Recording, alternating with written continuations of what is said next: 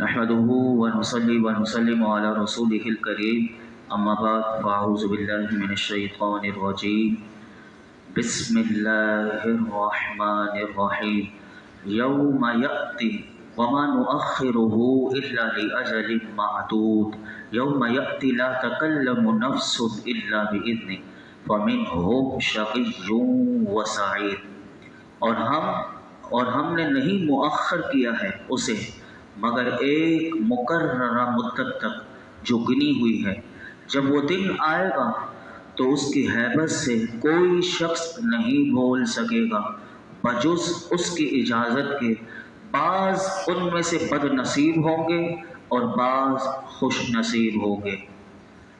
اللہ رب العالمین نے جس طرح پیچھے عبرت والی آنکھ استعمال کرنے کا کہا، لیکن فرمایا کہ قیامت کے دن نیک ہو یا بد ہو سب کے سب ہمارے حضور حاضر ہوں گے۔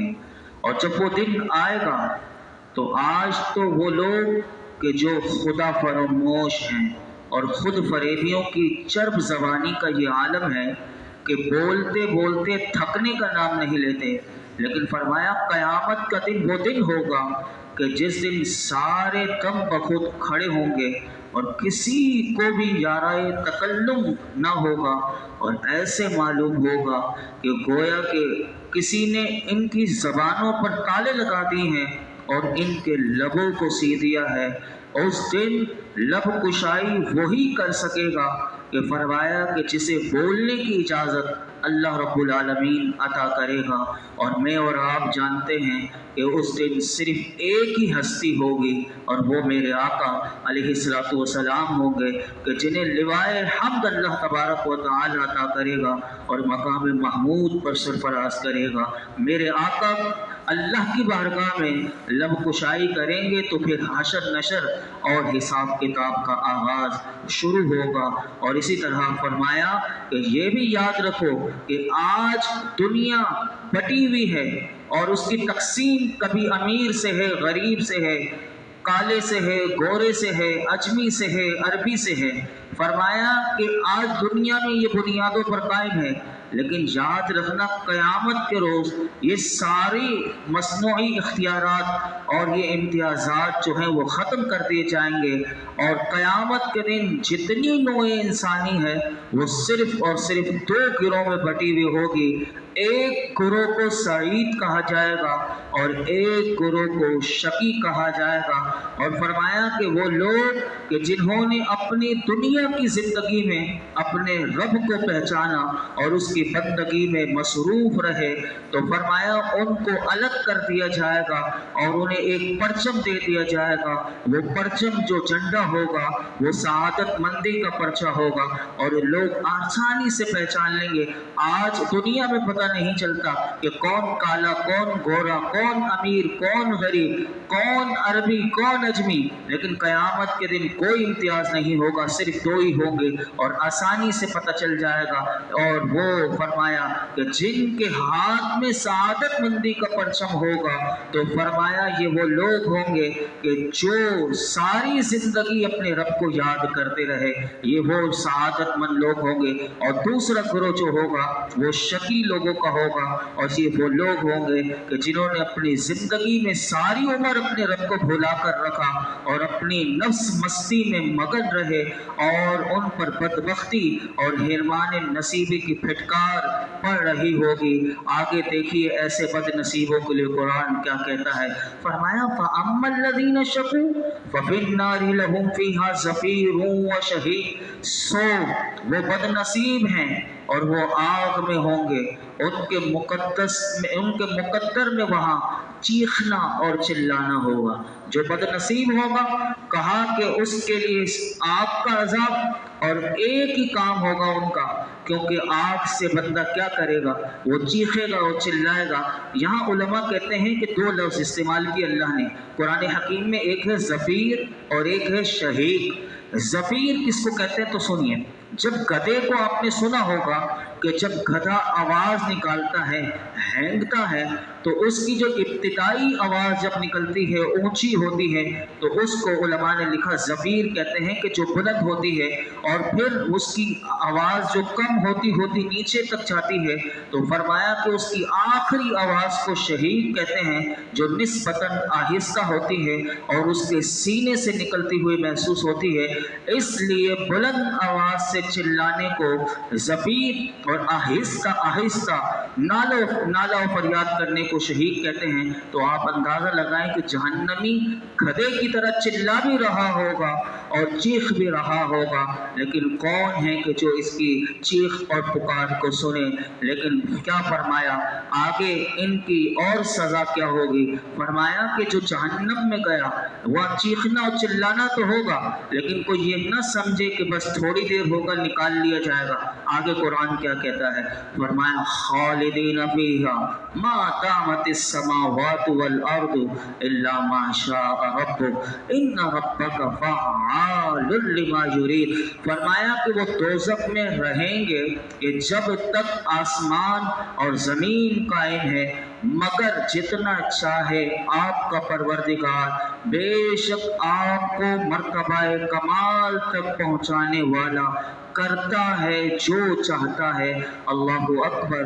فرمایا کہ جب دوزخی ہمیشہ دوزخ میں رہیں گے، اب یہاں پر ایک سوال یہ پیدا ہوتا ہے کہ ہم نے تو یہ سنا کہ زمین و آسمان تو ہوں گے نہیں، تو یہ جو قرآن نے کہا کہ جب تک زمین و آسمان قائم رہیں گے تو اس وقت تو زمین بھی ہٹا دی جائے گی، آسمان بھی پھٹ جائے گا، یہ جو قرآن کہتا ہے کہ زمین و آسمان جب تک قائم ہوں گے، تو اس کا علماء نے بڑا زبردست جواب دیا۔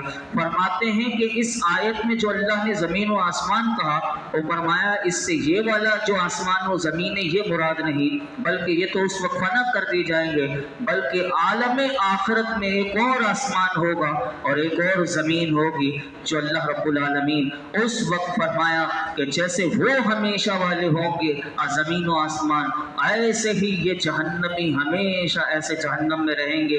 قرآن کا انداز یہ ہے کہ جہاں بدبختوں کا ذکر کرتا ہے، پہلے بدبختوں کا ذکر کرتا ہے، پھر سعادت مندوں کا ذکر کرتا ہے۔ اب قرآن کی اگلی آیات میں سنیے، فرمایا وَأَمَّا الَّذِينَ سُعِدُوا، فرمایا کہ اور جو خوش نصیب ہیں تو وہ فَفِي الْجَنَّةِ خَالِدِينَ فِيهَا مَا دَامَتِ السَّمَاوَاتُ وَالْأَرْضُ إِلَّا مَا شَاءَ رَبُّكَ۔ فرمایا کہ جو خوش نصیب ہیں تو وہ نعیم جنت میں ہوں گے اور ہمیشہ رہیں گے اس میں جب تک آسمان اور زمین قائم ہے، مگر جتنا چاہے آپ کا رب عطاء غیر مجذوذ، یہ وہ عطا ہے کہ جو ختم نہیں ہوگی۔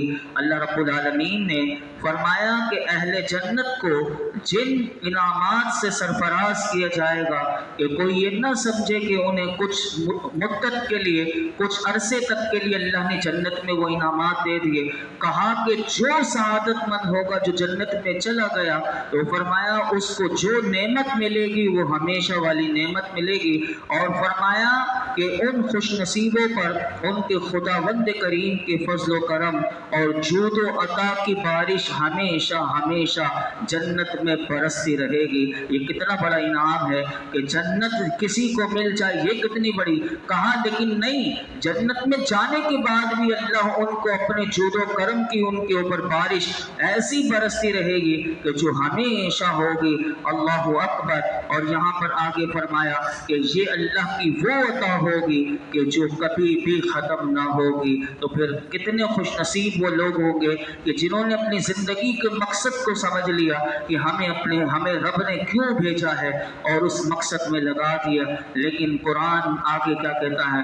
فَلَا تَكُ فِي مِرْيَةٍ مِّمَّا يَعْبُدُ هَٰؤُلَاءِ مَا يَعْبُدُونَ إِلَّا كَمَا يَعْبُدُ آبَاؤُهُم مِّن قَبْلُ وَإِنَّا لَمُوَفُّوهُمْ نَصِيبَهُمْ غَيْرَ مَنقُوصٍ۔ تو اے سننے والے نہ ہو جا تو شک میں ان کے متعلق جن کی یہ پوجا کرتے ہیں، وہ نہیں پوچھتے مگر ایسے ہی جیسے پوچھتے تھے ان کے باپ دادا اس سے پہلے، اور ہم یقیناً پورا دینے والے ہیں انہیں ان کا حصہ جس میں ذرا کمی نہیں ہوگی۔ اس آیت میں کوئی یہ نہ سمجھے کہ اس میں خطاب حضور سے ہے، بلکہ علماء نے کہا کہ یہ جو فرمایا اے سننے والے نہ ہو جانا شک میں، تو اس سے مراد عام حضور کی امت اور قیامت تک آنے والی ہے جو بھی ہے ان سب سے خطاب ہے، کیونکہ یہ حضور کے بارے میں کبھی تصور بھی نہیں ہو سکتا۔ یہ علماء نے ادب بتایا کہ کوئی یہ نہ سمجھے کہ حضور سے اللہ نے خطاب فرمایا، بلکہ میرے آقا تو وہ ہیں کہ علماء نے لکھا کہ حضور کا صدر منشرح اور قلب منور میں اس قسم کے شبے کی پرچھائی بھی نہیں پڑ سکتی۔ میرے آقا کا سینہ مبارک تو وہ ہے، کوئی تصور بھی نہیں کر سکتا۔ تو فرمایا کہ یہ جو ساری باتیں جو ہم پیچھے سے تمہیں بیان کرتے ہوئے آ رہے ہیں، تو یاد رکھنا کہ تم بھی ایسے ہی بتوں کی پوجا نہ کرنا، ورنہ یاد رکھنا قیامت کا دن ہوگا، ہم تمہیں پورا پورا حصہ دیں گے کہ اور یاد رکھنا کہ تمہارے حصے میں کوئی کمی نہیں ہوگی۔ اور آگے ارشاد فرمایا وَلَقَدْ آتَيْنَا مُوسَى الْكِتَابَ فَاخْتَلَفَ فِيهِ وَلَوْلَا كَلِمَةٌ سَبَقَتْ مِن رَّبِّكَ لَقُضِيَ بَيْنَهُمْ وَإِنَّهُمْ لَفِي شَكٍّ مِّنْهُ مُرِيبٍ۔ اور بے شک ہم نے عطا فرمائی موسیٰ کو کتاب، پھر اختلاف کیا جانے لگا اس میں، اور اگر ایک بات پہلے طے نہ کر دی گئی ہوتی آپ کے پروردگار کی جانب سے تو فیصلہ کر دیا گیا ہوتا ان کے درمیان۔ بے شک وہ ایسے شبے میں ہیں اس کے متعلق جو بے چین کر دینے والا ہے۔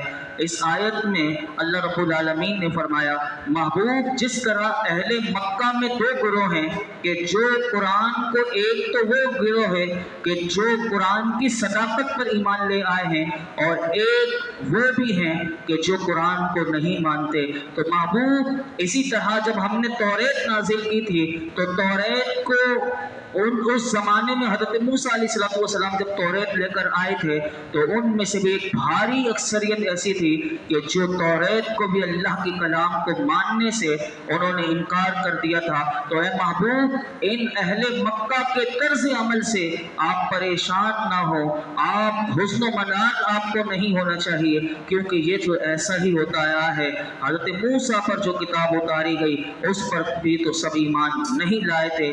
چاہیے تو یہ تھا کہ فرمایا کہ ان منکرین پر فوراً اللہ کا عذاب آ جاتا تاکہ دوسرے لوگوں کے لیے ان کو عبرت بنا دیا جاتا، لیکن آپ کا رب جو ہے ان کے بارے میں ایک فیصلہ فرما چکا ہے۔ وہ فیصلہ کیا ہے؟ وہ فیصلہ ایک گھڑی ہے، وہ وقت معین ہے کہ جو اللہ نے طے کر کے رکھا ہوا ہے کہ کس پر کب عذاب آئے گا۔ پیچھے آپ نے 7 نبیوں کے قصے سنے کہ جن کے لیے ایک وقت تھا، جب وہ وقت آیا تو پھر ایک لمحے کی بھی تاخیر نہیں ہوئی اور انہیں صفحہ ہستی سے مٹا دیا گیا۔ یہاں پر بھی اللہ رب العالمین نے فرمایا کہ آپ کا رب ان کے بارے میں ایک فیصلہ فرما چکا ہے، اس لیے اس کے پیش نظر فوراً عذاب نہیں اترے گا۔ آگے اللہ رب العالمین نے اس مضمون کو اور زبردست انداز میں بیان کیا اور ظالموں کی اور بھی بتایا کہ ہمیں ظالموں کی طرف کبھی جھکنا نہیں چاہیے، چاہے وہ کیسا بھی ظالم ہو، کسی بھی لحاظ سے ہو۔ یہ جو کل آئیں گی آیات میں آپ کے سامنے رکھوں گا، اللہ رب العالمین ہم سب کو قرآن حکیم کا فیضان عطا فرمائے اور اس کے فیوز و برکات سے اللہ رب العالمین ہم سب کو مالا مال فرمائے۔ الحمدللہ رب العالمین والصلاة والسلام علی سید الانبیاء والمرسلین وعلی آلہ واصحابہ اجمعین۔ یا اللہ پاک جو کچھ ہم نے سنایا نماز عشاء ادا کی اپنی بارگاہ میں قبول فرما، درود پاک پڑھنا اپنی بارگاہ میں قبول فرما۔